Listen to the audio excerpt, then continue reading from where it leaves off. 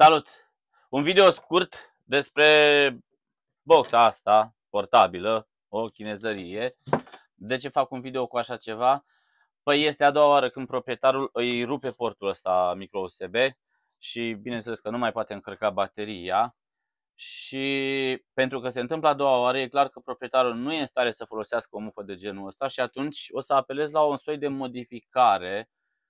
O să pun un port din ăsta, un jack din ăsta, să vedem unde e un loc mai potrivit să-l fixez și o să adaptez un cablu USB normal la un jack dată din ăsta și asta este mai fiabilă, mai ușor de folosit, mai greu de avariat decât tipul ăsta de mufă micro USB.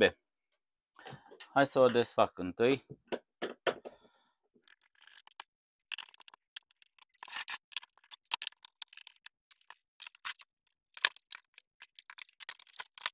Asta este plăcuța, nimic deosebit, dar vreau să vă arăt ceva. Nu știu cât o să se vadă. Da, cum se vede. Uitați-vă și voi. A desființat pur și simplu contactele dinăuntru. Cum naiba reușești să faci treaba asta unui port USB, micro USB nou? Nu-mi explic. Atunci când l-am făcut, am pus port USB nou. Cum reușești, frate, să rupi în halul ăla, să desființezi practic contactele? Nu știu. Nu mai zic că aici deja le-a dezlipit. Pinii sunt dezlipiți. Am dezlipit portul USB defect, micro USB, și traseele arată încă bine, însă în ciuda acestui fapt, tocmai pentru că a reușit să desființeze un port micro USB nou, nici nu mai pierd timpul punând altul și o să fac cum v-am spus. O să mă leg cu două fire și o să pun jack din ăla, minusul aici undeva și plusul cred că aici, pe rezistența asta, nu?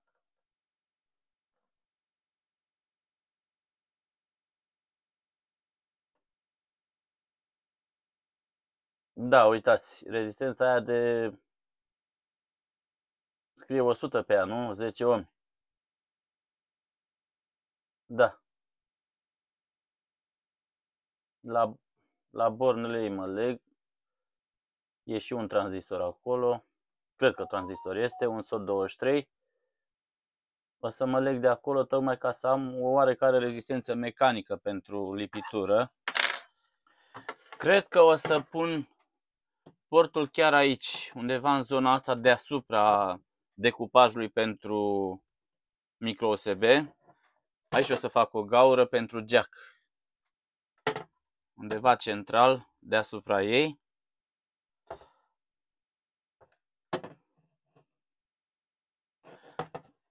Cu atât mai bine, pentru că în situația asta poate fi folosit pe lângă orice încărcător de telefon USB, pentru că îi fac un adaptor USB. O să poate fi folosit și un încărcător, orice alimentator de 5V cu jack clasic. Și ăsta, așa cum v-am spus, este mult mai solid. Sper că nu o să reușească să-l rupă și pe ăsta în câteva săptămâni.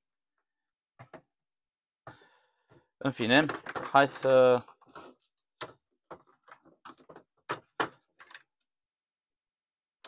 să găuresc aici.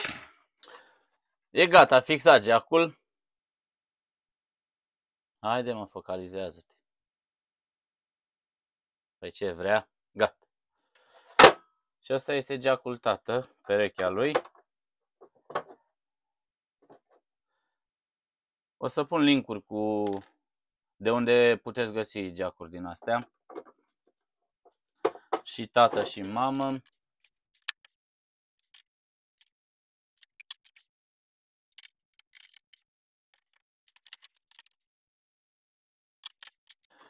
Am lipit firele. Și am pus și ceva plastic din ăsta cald, știți voi, negru, ca să consolidez mecanic și mai bine jack-ul ăsta.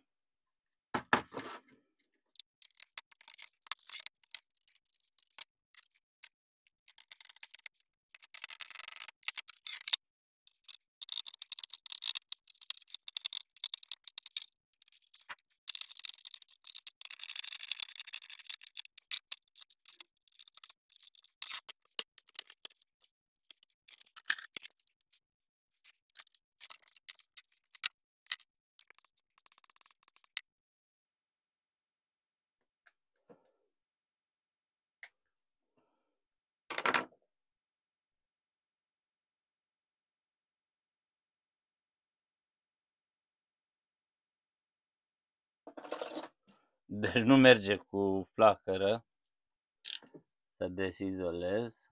Încercăm cu ăsta. Îi arătăm cutter-ul.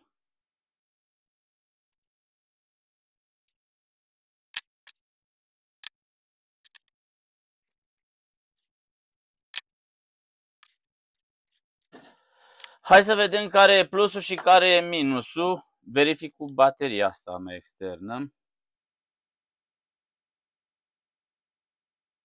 Am aici un fir roz, cred că roz e, și un albastru descris cian, bleu sau cum naiba zice.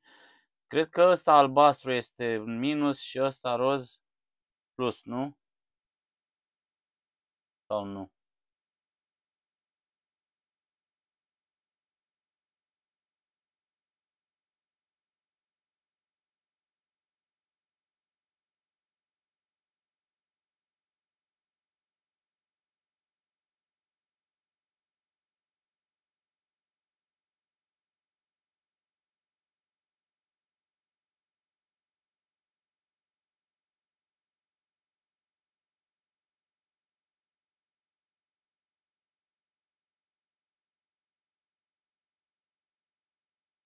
Am găsit, cred.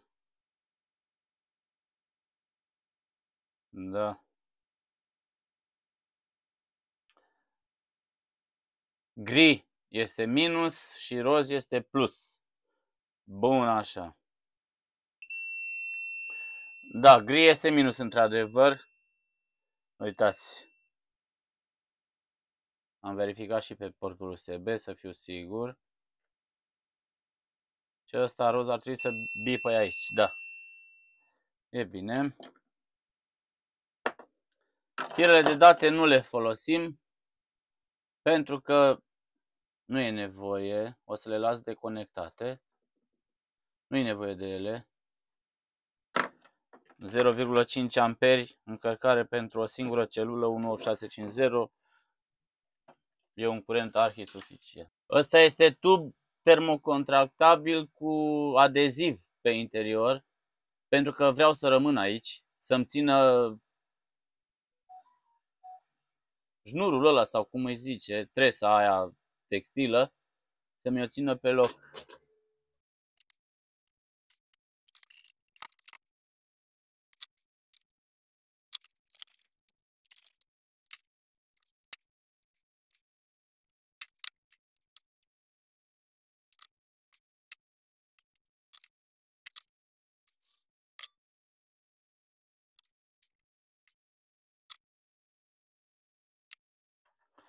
Am folosit și aici ceva plastic din ăsta cald și încă nu s-a întărit, nu s-a răcit. Ideea este să se lipească cu fir cu tot de interiorul manșonului ăsta, sau cum îi zice, să nu se smulgă firul.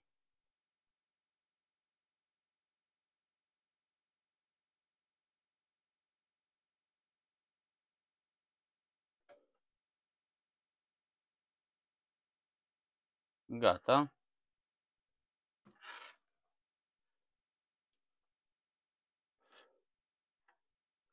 Tot așa, pentru o rezistență mecanică mai bună în timp. Și tocmai de-aia am pus și ăsta, tubul ăsta termocontractabil.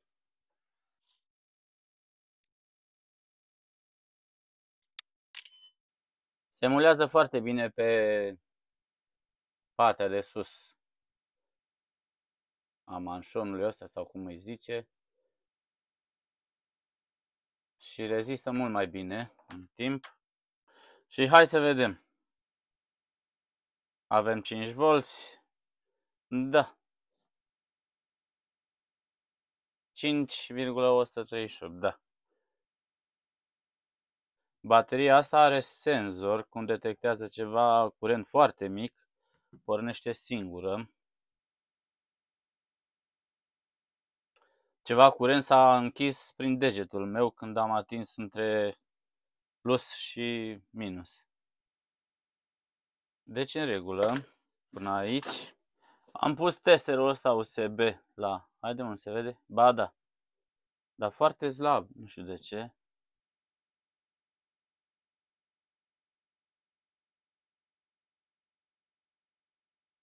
Nu, hai să aduc celălalt tester. Am pus celălalt tester. Și acela alb este bun, dar nu se vede în cameră mai deloc. Nu știu care e ideea. Și ia să vedem dacă încarcă. S-a aprins LED-ul de încărcat. Nu știu dacă se vede. O să... Acum sigur se vede. Am stins lumina din atelier. Se vede ceva aprins aici, nu? Da, se vede în cameră. Și... Hei, focalizează-te pe tester.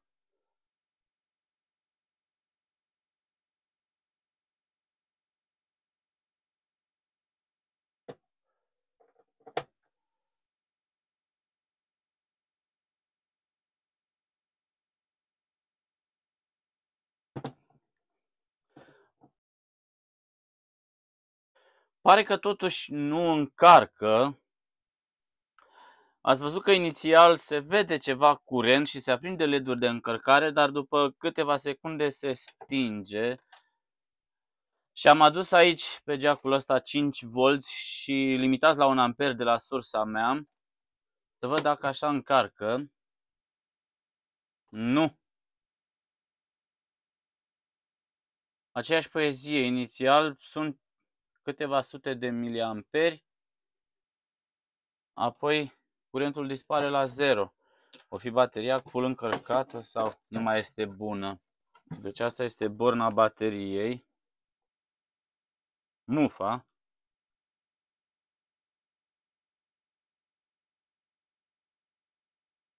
Da, pare a fi complet încărcată. Hai să vedem dacă și în sarcină rămâne totuși la fel de încărcată bateria.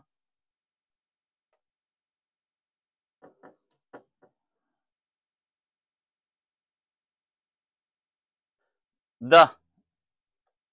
Acum este conectată mufa bateriei la placă și tot 4V și ceva pornit. Deci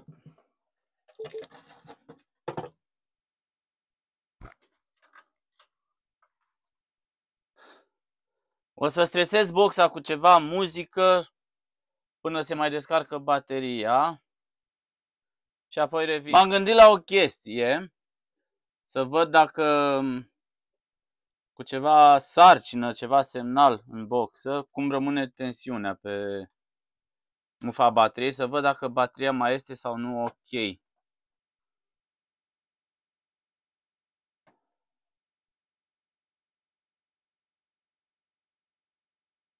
Deci acum este conectat prin Bluetooth la telefonul meu și am pus să redea telefonul unul din clipurile mele de pe YouTube, ca să nu am probleme de copyright. S-a dus. Și ia să vedem. Termistor, pe el scrie PTH1, deci PTC, așa o fi. Apoi filtre redresarea, șuntul din primar, MOSFET-ul, nu scade prea mult, transformatorul, aici un condensator din ăla. Ideea care este? Mă gândesc că poate totuși bateria nu mai este bună. Cu MOSFET-ul ei.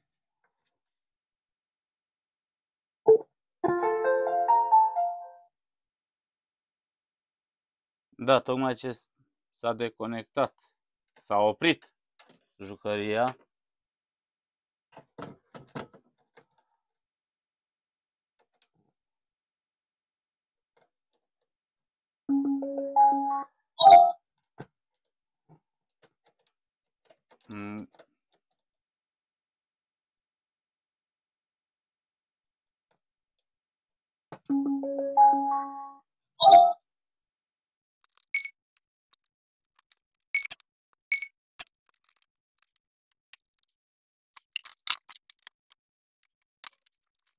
Par să fie probleme la butonul ăsta.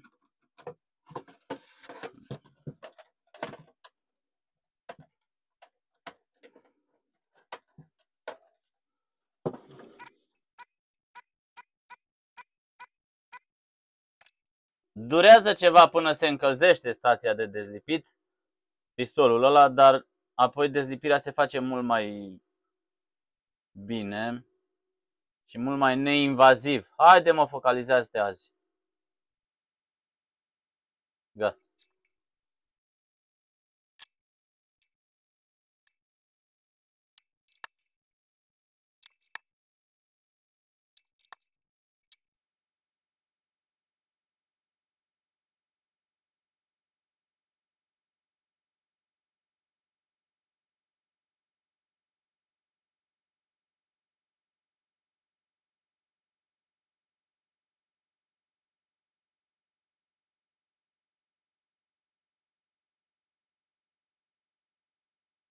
E în regulă partea aia de comutator.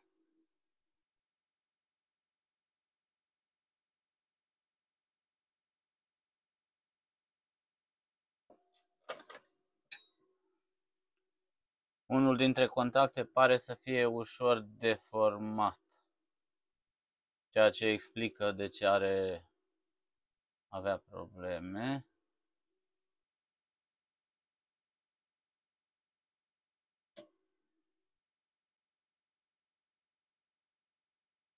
Oricum, contactele sunt în paralel. Deci dacă unul are probleme, dar merge celălalt, tot e ok.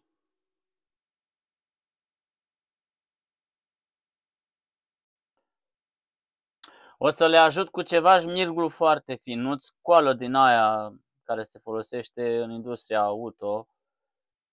Asta e granulație 2000.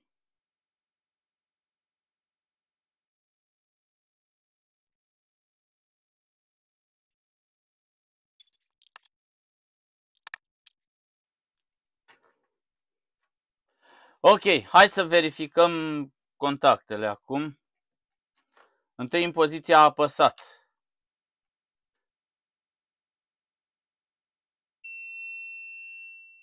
E în regulă 1.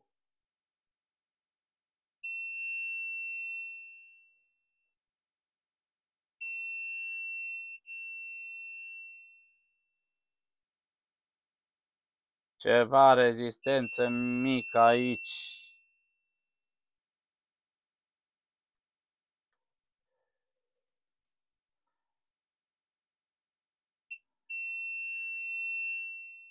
Acum e în regulă, da. Da, deci în regulă și acum neapăsat. Bine aici.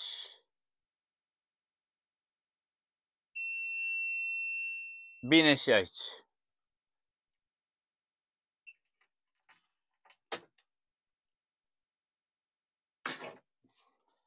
S-au rezolvat problemele cu butonul.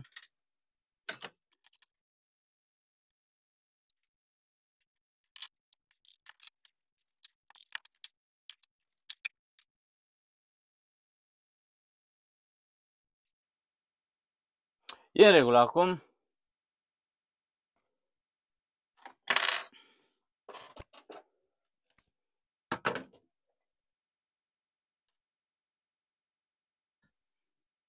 Am mai făcut ceva teste cu muzică.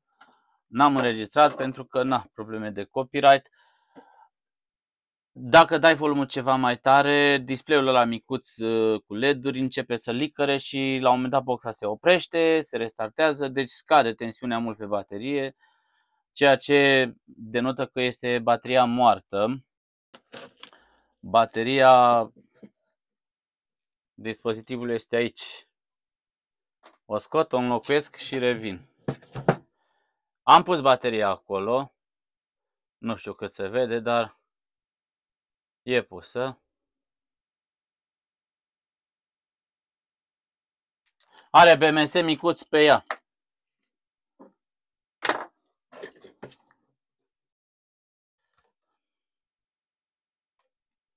Mufele conectate. Și hai să vedem acum cu încărcarea cum stăm.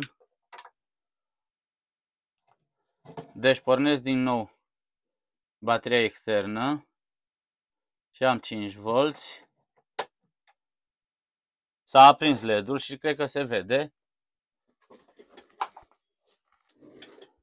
Da, se vede LED-ul aprins. Și încarcă cu cât? Cu 300 de miliamperi. Este parțial încărcată bateria asta.